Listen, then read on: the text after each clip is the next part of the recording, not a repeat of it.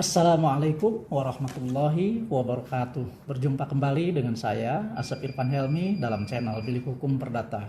Semoga pada pertemuan kali ini, sahabat Bilik Hukum Perdata semuanya dalam keadaan sehat semua dan dapat menjalankan aktivitasnya sebagaimana biasanya. Sahabat Bilik Hukum Perdata semuanya, untuk pertemuan kali ini saya akan membahas terkait teknik pembuatan putusan, melanjutkan pembahasan dari pertemuan sebelumnya, yaitu terkait teknik hakim dalam mengambil keputusan. Namun sebelum melanjutkan pembahasan teknik pembuatan putusan ini, untuk para sahabat yang baru bergabung dengan channel saya, jangan lupa untuk like, subscribe, share, dan komennya. Sahabat Bilik Hukum Perdata semuanya, bahwa dalam pertemuan yang lalu kita sudah membahas terkait teknik hakim dalam mengambil keputusan. Tentunya pembahasan yang lalu sangat berkaitan sekali dengan pembahasan pada hari ini, yaitu teknik pembuatan putusan. Teknik pembuatan putusan diatur di dalam SK Ketua Mahkamah Agung nomor 359 garing KMA garing SK garing 7 Romawi garing 2022 tentang template dan pedoman penulisan putusan. Di dalam SK Ketua Mahkamah Agung ini diatur terkait penulisan huruf, penulisan angka, penulisan titik, penulisan koma, dan sistematika penyusunan putusan. Namun di sini saya hanya akan membahas terkait sistematika penyusunan dan pertimbangan serta isi putusan. Untuk itu, di sini saya akan membahas 3 kerangka pembuatan atau penyusunan putusan, yaitu yang pertama adalah kepala putusan, di mana kepala putusan ini merupakan ciri untuk mengenali suatu putusan. Kemudian yang kedua yaitu tubuh putusan.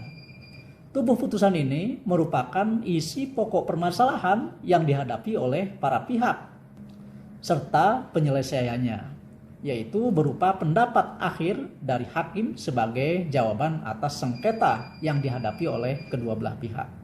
Kemudian yang ketiga yaitu kaki putusan.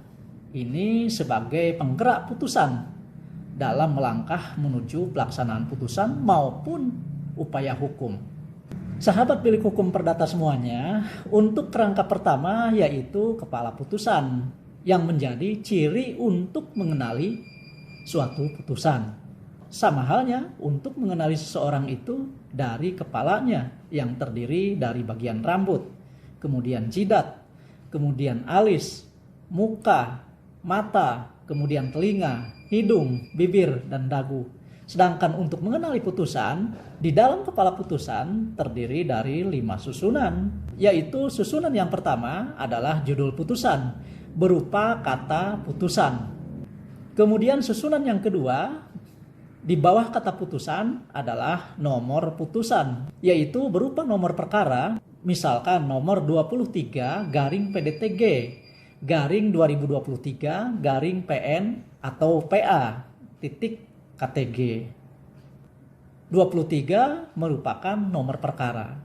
Kemudian PDTG itu adalah perdata gugatan. Kalau PDTP itu adalah perdata permohonan. 2023 merupakan tahun pendaftaran.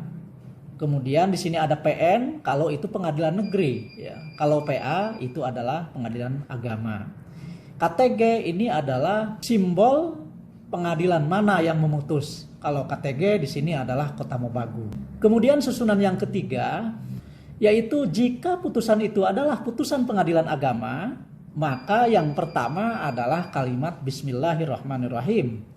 Kalimat ini boleh menggunakan abjad Indonesia ataupun huruf Arab atau huruf hijaiyah. Ini khusus untuk pengadilan agama. Kemudian setelah kalimat Bismillahirrahmanirrahim, di bawahnya diiringi dengan irah-irah demi keadilan berdasarkan ketuhanan yang Maha Esa. Semuanya harus menggunakan huruf kapital, karena aturan ini ditentukan di dalam pasal 57 Undang-Undang Nomor 7 Tahun 1989 tentang Peradilan Agama. Kemudian jika itu putusan selain putusan pengadilan agama, maka susunan yang ketiga adalah cukup irah-irah demi keadilan berdasarkan ketuhanan yang Maha Esa. Jadi tidak ada kalimat bismillahnya.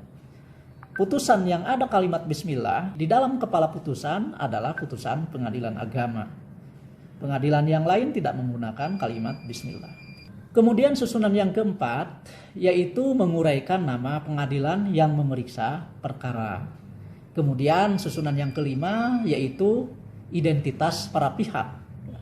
Identitas ini harus jelas, terdiri dari nama, kemudian umur, kemudian agama, kemudian alamat, baik alamat yang real maupun alamat elektronik seperti email, kemudian Gmail, kemudian WA, FB, kemudian IG yang sudah diverifikasi sebagaimana ditentukan di dalam Peraturan Mahkamah Agung nomor 1 tahun 2019 dan Perma nomor 7 tahun 2022. Sahabat Bilik Hukum Perdata semuanya, kemudian kerangka yang kedua yaitu tubuh putusan. Tubuh putusan ini saya bagi menjadi 3 bagian, yaitu terdiri dari duduk perkara, kemudian pertimbangan hukum, dan amar putusan. Untuk bagian yang pertama dari tubuh putusan yaitu duduk perkara. Duduk perkara ini berisi uraian proses pemeriksaan perkara di persidangan yang dituangkan di dalam duduk perkara. Lalu apa saja yang disusun di dalam duduk perkara itu? Pertama adalah posita gugatan, kemudian petitum gugatan, kemudian uraian kehadiran para pihak berperkara. Apakah pihak-pihaknya hadir atau tidak? Kemudian perintah mediasi oleh hakim ketua kepada kedua belah pihak. Itu pun kalau kedua belah pihak hadir di persidangan. Kemudian selanjutnya adalah uraian pembacaan surat gugatan, kemudian jawaban, kemudian replik, kemudian duplik, kemudian pembuktian, dan terakhir adalah kesimpulan para pihak. Setelah kesimpulan para pihak, di situ ada penunjukan putusan terhadap berita acara yang tidak terpisahkan dari putusan yang disusun ini. Sahabat Bilik Hukum Perdata semuanya, proses dari mulai penguraian surat gugatan sampai dengan kesimpulan merupakan proses konstatir atau mencari kebenaran atas sengketa yang dihadapi oleh para pihak.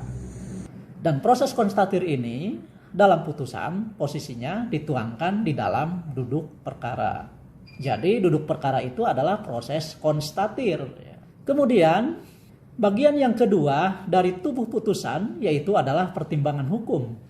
Pertimbangan hukum ini merupakan proses penilaian hakim atas perkara yang sudah diperiksa di persidangan dan dituangkan di dalam duduk perkara, atau dapat pula disebut sebagai jiwa putusan atau dasar dalam mengambil keputusan.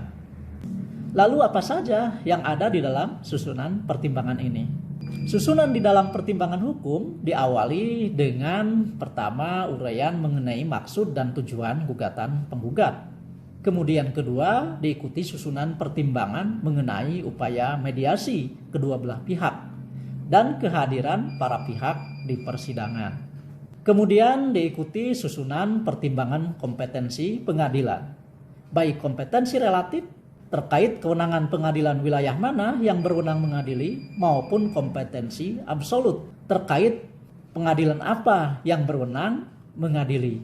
Apakah itu pengadilan negeri, pengadilan agama, ataukah pengadilan tata usaha negara. Kemudian selanjutnya susunan pertimbangan pokok perkara, pokok masalah atau pokok sengketa, yaitu pertimbangan terkait gugatan penggugat, kemudian pertimbangan jawaban tergugat, kemudian pertimbangan replik penggugat, dan pertimbangan duplik tergugat. Yang semuanya itu merupakan premis mayor atau garis besar permasalahan secara umum yang dihadapi oleh kedua belah pihak.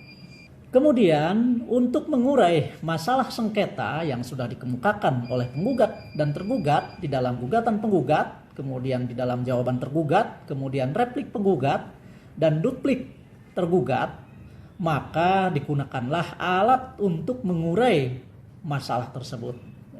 Dengan cara apa? Yaitu dengan cara menggunakan alat berupa analisis pembuktian, yaitu cara untuk mempertimbangkan validitas alat-alat bukti yang diajukan oleh para pihak, baik pihak penggugat maupun pihak tergugat, untuk menarik sebuah peristiwa hukum yang mengarah pada perbuatan tergugat.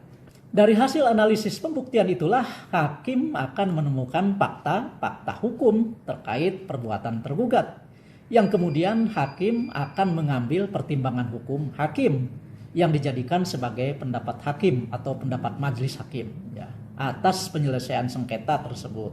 Atau kalau di dalam putusan Mahkamah Konstitusi dinamakan dengan pendapat mahkamah. Sahabat bilik hukum perdata semuanya, dari mulai pertimbangan pokok perkara sampai kepada pertimbangan hukum hakim yang menghasilkan pendapat hakim atau pendapat pengadilan, itulah dinamakan proses kualifisir. Sebagaimana gambar yang saya tampilkan di sini. Lalu bagaimana cara menyusun pertimbangan hakim jika ada hakim yang melakukan dissenting opinion? Di dalam SK Ketua Mahkamah Agung nomor 359 garing KMA garing SK garing 7 Romawi garing 2022 tentang template dan pedoman penulisan putusan, pertimbangan hakim yang melakukan dissenting opinion dituangkan di dalam bagian pertimbangan hukum. Di dalam pertimbangan ini, hakim yang pendapatnya mayoritas mempertimbangkan adanya hakim yang melakukan dissenting opinion dan menguraikan alasan-alasan pertimbangan hakim dissenting tersebut dengan mengawali kata bahwa di dalam setiap uraian alasan-alasannya, bukan menggunakan kata-kata menimbang. Penulisan kata ini sama dengan putusan Mahkamah Konstitusi. Namun Mahkamah Konstitusi berbeda dalam penempatannya saja. Mahkamah Konstitusi menempatkan alasan-alasan hukum dissenting opinion hakim di bawah kaki putusan. Kemudian setelah susunan pertimbangan dissenting opinion adalah pertimbangan pembebanan biaya perkara. Biaya perkara ini dibebankan kepada siapa yang kalah, sebagaimana diatur di dalam pasal 181 HIR dan pasal 192 RPG.